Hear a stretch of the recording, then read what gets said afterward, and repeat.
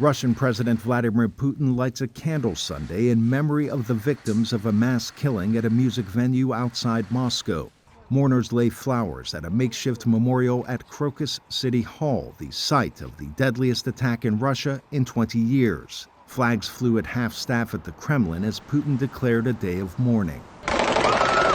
It all started Friday at Crocus City Hall, a suburban Moscow music venue where gunmen stormed the building with automatic weapons and, according to Russian investigators, then used a flammable liquid to set the facility ablaze.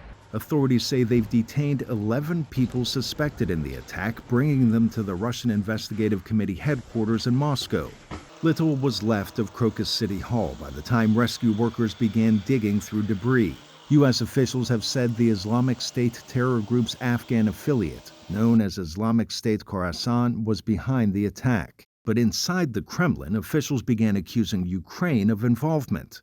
Putin addressed the nation and, without evidence, said the attackers were moving towards Ukraine and that a passage was prepared for them on the Ukrainian side to cross the border. It is a claim refuted by U.S. Vice President Kamala Harris. No, there is no whatsoever any evidence, and in fact what we know to be the case is that ISIS-K is actually, by all accounts, responsible for what happened.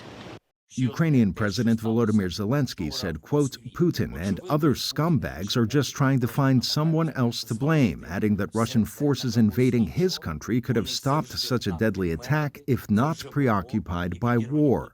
Russian investigators say they found weapons and other evidence linked to the attackers as they begin the process of piecing together the night's events. And while much of the recent news outside Russian embassies and consulates focused on the still mysterious death of opposition leader Alexei Navalny, at the embassy in Serbia, people laid flowers, lit candles, and signed a book of condolences.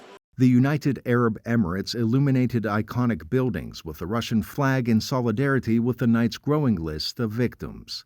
Arash, Arabasadi, VOA News.